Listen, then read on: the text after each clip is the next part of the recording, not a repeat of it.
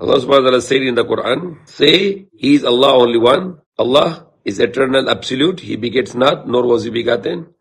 And there is no one comparable unto Him. And in Tagalog, the same word, the surah of the Quran, the 4 verses, beside Bismillah Rahman Rahim, Allah subhanahu wa ta'ala said, say, He is Allah, sabihin mo siyang Allah nag-isa. And then before the starting, Bismillah Rahman Rahim, sa ngalan ng Allah, pinakamabagin, pinakamaawain. Sabihin mo siyang Allah nag-iisa. Allah wala siyang kailangan, hindi siya nagkanak, hindi siya pinanganak, at wala siya anuman katulad. So that is the introduction of God, Allah in Islam. So I'm going to speak with English in a while for 5 minutes, and 5 minutes I'm going to talk in Tagalog. It's just a brief introduction of true God. The true God, compared to the God which people are making it by their own mind, different religions are teaching that the God, the definition of God they are giving is the God who has similarity with human beings or with creation. Like example, we have a different religion in the world today, then they teach that the God is look like a human being, and He has a face, and He has hands, and He has arms, and He has legs, and He sits on the throne, physically or literally. So that's not God you believe. You believe in a God which is like human or which is like idol or revolt or Jusan in Tagalog. The true God we believe is in the Quran, in Surah Al-Ikhlas. Say He is Allah only one. Okay, number 1 introduction of God, He is only one. Allah Us-Samad. Allah, He doesn't need anything. He doesn't need anything and anyone. Okay, He is free from all needs. He is free from space. He is free from time. He is free from location. He is free from penetrating His creation. He is free from need of water, drink, sleeping, resting, tiredness or fear or no weakness at all. No need at all. Wala siyang kailangan. And then the true God, Lam Yalid Walam Yulad, He begets not, nor was He begotten, means He has no son and He has no father. And He was not come from a father and He did not produce any son. He did not reproduce any son. Reproduction is only for human, animals, and plants. So God is free from reproduction. He is free from reproduction. And Walam Yakul Lahu Kufuwan Ahad, He is not comparable to anyone, to anything. He is not like sky, He is not like earth, He is not like a sun, He is not like a moon, He is not like a human being, He is not like animals, He is not like water, He is not like a wind or air or atmosphere or environment, no. He is not like gas or solid or liquid or plasma, no. You cannot compare Him. You cannot define Him physically, you cannot define Him chemically, you cannot define Him biologically, okay? That is God. If you try to make some location for God, you try that He have to sit somewhere and the angel have to carry Him and He has a hand and the legs and He has a shin. So you are not believing in God anymore. You are believing in the mujassima or idol. Okay? Now, anong sabihin ng Tagalog? Yung mga ginawa ng mga tao na Diyos na yung Diyos na may mukha ng tao, mukha ng lalaki, tapos meron siyang kamay, meron siyang paa, meron siyang mata, meron siyang dila, meron siyang tenga, okay. At tapos may upuan siya, tapos dun siya upo, tapos nabuhat ng mga anghel. So, hindi pwede na Diyos na ganito, okay? Hindi pwede na Diyos na ganito, na may kawangis, okay? He has no comparison. So Allah said in the Quran, sabihin mo, siyang Allah nag-iisa, okay? Sabihin mo, siyang Allah nag-iisa. Allah is only one. That is the first introduction. Not like the people are saying that God is one, but the 3 person, Ama, Anak, Espiritu. Hindi pwede na isa lang yun. Hindi pwede na ganito na yung Diyos na 3 persona. Isang Diyos, isang persona. He is only one. Hindi pwede sabihin na 3 persona. Isa lang siya. Ano ibig sabihin na isa lang? Ganun din sinabi ni Jesus Christ sa Bani Israel, sa Israelites. Shama Israelo, Adonai Ilahino, Adonai Ehad. Hero Israel, Diyos natin, Panginoon, isa lang Panginoon. So sabi niya, Diyos natin. Ano ibig sabihin ng Diyos natin? Diyos ko at Diyos ninyo isa lang. Okay? So hindi siyang Diyos. Kung siyang Diyos, bakit sabi niya? Diyos natin. Simple Tagalog. Okay. So now, God is Diyos isa lang. That's the number 1. Okay, si Jesus Christ hindi siyang Diyos, siya isang tao, marami tao sa mundo. Siya isang propeta, marami din propeta pupunta sa mundo. Okay, so Allah nag-iisa. Allahu Samad, Allah, wala siyang kailangan. Okay? Hindi katulad si Jesus Christ, may kailangan siya na inom, tubig, may mukha, meron siya kamay, meron siya paa, pagod siya, kung lakad siya marami. Hindi yung Diyos na yung may pagod, katulad yung sa Biblia na sabi doon si Diyos likha ng lupa at langit sa 6 na araw at sa 7 araw siya na pahinga. So that's hindi yung Diyos na kailangan ng pahinga. So yung tunay ng Diyos, Allah, isa lang siya at wala siyang kailangan. Hindi siya kailangan ng lugar, hindi siya kailangan ng oras, hindi siya kailangan ng tao, hindi siya kailangan ng hayop, hindi siya kailangan ng kain, inom, pagod, wala. Hindi siya kailangan siya na may upuan tapos doon siya upo. Katulad yung mga Christian or yung iba mga religion, may Diyos na upuan siya, tapos may bigoti siya, tapos may ilong siya, may kumakain si Diyos, hindi pwede ganun Diyos. Okay? Yung tunay ng Diyos, infinite. Unlimited. Walang umpisa, walang katapusan. Even there are some literalist Muslims are trying to, mayroon na mga Muslim na yun na turo sa mga ibang Muslim na scholar na sabi nila si Diyos may kamay, may Diyos may muka, Diyos may paa, may Diyos may lulod, may Diyos may likod, tapos Diyos na upo siya sa doon sa trono, tapos hawak ng buhat na mga anghel. So hindi yan ganun na paniniwala sa Quran. Hindi yan naturo ni Prophet Muhammad sallallahu alaihi wasallam. Diyos namin, Diyos natin sa Islam, isa lang Diyos, wala siyang kailangan. Ano yung sabihin na Ar-Rahmanu ala al-Arsh istawa na meron na isang bagay likha na Allah, siya yung headquarter ng lahat ng likha, yung Arsh or Arsh. So Arsh, mayroon Lauh Mahfuz, yung hard disk, tapos may programa.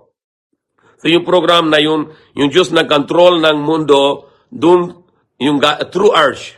Through Arsh. So Arsh is the control head and God control the creation through Arsh. So hindi sabihin na Diyos na upo sa trono.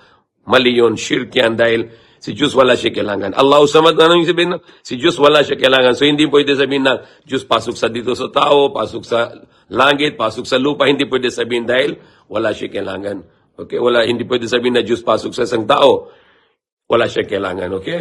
Kung si Diyos pasok sa isang tao o pasok sa langit o sa lupa, hindi na siyang Diyos dahil limited na siya. Unlimited Diyos, kaya hindi ka siya kahit nasabi ng isang mga ignorant na doon sa Diyos sa loob ng Kaaba, sa Makkah, hindi mali yun. Si Diyos, wala siyang kailangan. Wala siyang katawan, wala siyang kaluluwa. Kaluluwa likha ng Diyos, Espiritu likha ng Diyos. Katawan likha ng Diyos. So hindi pwede sabihin na si Diyos na may katawan, hindi pwede sabihin na Diyos na may kaluluwa, dahil kaluluwa likha ng Diyos sa utos niya. Si katawan likha ng Diyos sa alikabok sa tubig. So si Diyos wala siyang katawan, wala siyang kaluluwa. Siyang likha ng lahat ng bagay. Unlimited siya, infinite siya.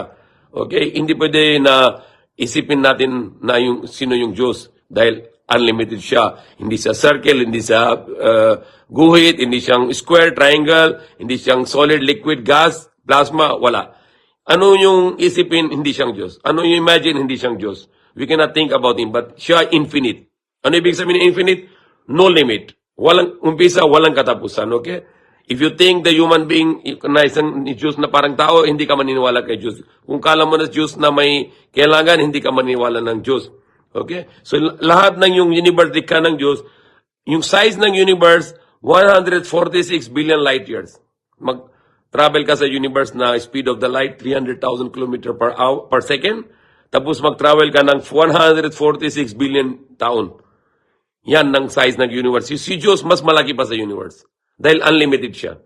Yung lahat ng likha ng Diyos, sa harap ng Diyos, sa harap ng Allah, mas maliit pa sa isang atom lang. Okay? So malapit siya. Hindi siya malayo. Dahil likha niya, maliit lang sa harap niya. Unlimited. Walang umpisa, walang katapusan.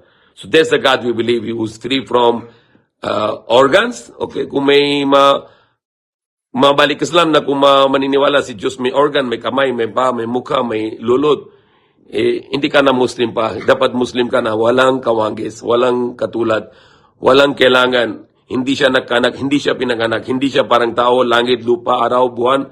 Wala siyang katulad. Okay? You believe in a true God. Yung lang mga Christian, yung mga makinig sa akin, maniniwala ko na isang Diyos na yung tunay ng Diyos na walang kawangis, walang katulad, wala siya kailangan, hindi siya nagkanak, hindi siya pinanganak, at isa lang siya, hindi tatlo. Okay? So yan ang tunay ng Diyos, kung maniniwala ko sa tunay ng Diyos. Yan ang tunay ng Diyos na Isa lang siya, wala siyang kailangan, hindi siya nagkanak, hindi siya pinanganak, at wala siya anuman katulad, hindi siya parang tao, hindi siya parang lupa, langit, araw, buwan, hangin, tubig, wala. Wala siyang katulad. Okay, so that's the explanation also in Tagalog, and ito yung mensahe ito para sa lahat, sa Muslims, mga Christian, Buddhist, Hindus, mga atheist. Yung mga atheist, yung hindi maniniwala sa Diyos, kung hindi ka naman maniniwala sa Diyos, sino likha ng lupa, langit, at perfecto? Perfecto. Lahat ng yung sistema natin, perfect. Okay? Katulad na yun, kung may pasok sakit sa atin, sa katawan, meron tayo na may defense system sa loob. Sino ginawa ito? Meron tayo na 100 billion neuron dito sa ulo, papunta sa buong katawan. Meron tayo na yung heart pumping to the blood. Perfect. Meron tayo na mga billions of galaxies. Bawat isang galaxies, billions ng stars. At walang problem. Perfect. Sunrise, sunset, moonrise, moonset, perfect on time. Sinong hawak ito? May Diyos na yung dakilang Diyos na yung unlimited God, infinite God. He is the one controlling all this. So that's we should believe, and that should propagate. Hindi pwede na sabihin na yung katulad yung mga nasa Quran na minsan may ibang Muslim din na maligaw na mali na yung aral na yung Quran na literal nila. Kung sabihin ng doon na kamay, hindi yung sabihin ng kamay, yung sabihin ng kamay na generous, yung balya daw mapsudatan, his hands are wide spread, it is meaning siyang generoso. Okay? Kung sabi ng isang tao na yung puso niya na malaking puso niya, hindi sabihin ng literal, sabihin ng malaking puso niya na ibig sabihin na generous siya. So yan ang lingwahe. Kung hindi kailangan Diyos na pasok sa lupa, pasok sa langit. Hindi yon tama dahil si Diyos unlimited, hindi siya kailangan na mag-travel. Hindi siya kailangan ng lipat-lipat sa ibang lugar dahil unlimited siya. Dakilang siya. Okay? So these are the literal words in the Quran which people are misunderstanding. Okay? Katulad yung sabi dito sa sabi na si BBM upo sa trono ng Pilipinas. Hindi sabihin na may trono siya tapos upo siya. Ano ibig sabihin ng upo siya? Na siyang hari. Siya yung control ng Pilipinas. Siya yung hari sa Pilipinas. Yan ang sabihin ng upo. So hindi yung upo sa trono, yung may trono, hanap ka na trono. Hindi. Yung literal yan sa Ar-Rahmanu al-Arsh istawa means God controlled the universe, God controlled His creation through the arsh, through the throne. The throne, arsh is the greatest creation, spherical also, bigger than everything. Was in at arsh, Prophet Muhammad sallallahu alaihi wasallam. Pinakamabigat yung lahat ng likha ng Diyos, yung arsh. Siya yung control ng universe. Siya yung, andun din yung hard disk, Lohe Mahfuz. At lahat ng programming dun. So God control the universe, the creation through arsh. It's not that hindi pwede sabihin na Diyos upo sa trono tapos buhat ng mga anghel. So shirk yan.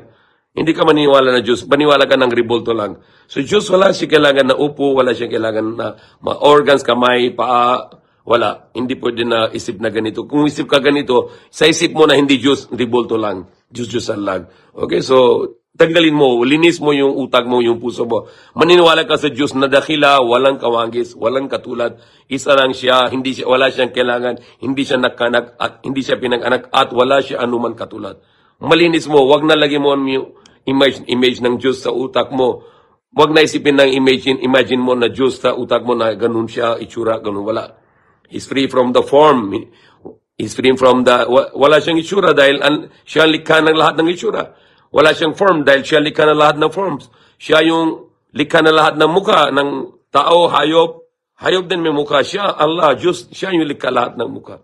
So yung sabihin niya sa Quran, kullu shay'in halik illa wajhu, ano yung tamang translation? Lahat ng bagay ng baksak maliban si sarili ng Diyos. Okay? Hindi sabihin na si mukha ng Diyos. Dahil kung mukha, wala na yung ibang organ. So kung maniniwala ko na organ ng Diyos, so mali yun. Dahil yung kullu shay'in halikun la wajhu means lahat ng bagay na baksak maliban kay sarili ng Diyos. Okay? So wajhu means for God is different. For us is the face, but for wajhu means God is His personality. The hand of God doesn't mean the literal hand, but hand of God means it's the power of God. Okay? So these are the Ibn Abbas radhiyallahu anhu, one of the great Sahabi. He explained those verses of the Quran. Those verses are mutashabiyah. They are different meaning. They are not literal meaning. They have called these metaphorical meanings, which is explained by this great Sahabi Ibn Abbas. So remove all this imagination of God. God is free from human resemblance. He's free from organs. He's free from body. He's free from kaluluwa, the spirit or the roh. He is free because he's likha niya lahat na ito. And he is free from sitting down or traveling, going to earth or going to the moon or going to the sea or going to the sky. Hindi yan si Diyos na papunta sa langit, lupa, araw, buwan, wala. Siya likha ng lahat at siya na pinakadakila at lahat na bagay sa kanya, sa harap niya, mas malit pa sa isang atom lang. So hindi pwede sabihin na si Diyos pasok sa lupa, pasok sa langit, wala, mali yun, shirk yun. Si Diyos unlimited, dakila, infinite God, we believe, we should bow down to Him, pray to Him, and follow His command. And stop thinking about this topic. Some Muslims, they are trying to also debate. Don't debate about this. Just believe infinite, unlimited God. You don't need to define Him. He can define us, and He's created us. So don't try to define Him physically, biologically, geographically. Don't try to define Him biologically, or physically, or chemically, or geographically. Don't try to do it. Okay? Just believe in infinite God, the true God, and bow down to Him and obey His commands and follow His messengers. May Allah guide us. May Allah forgive us.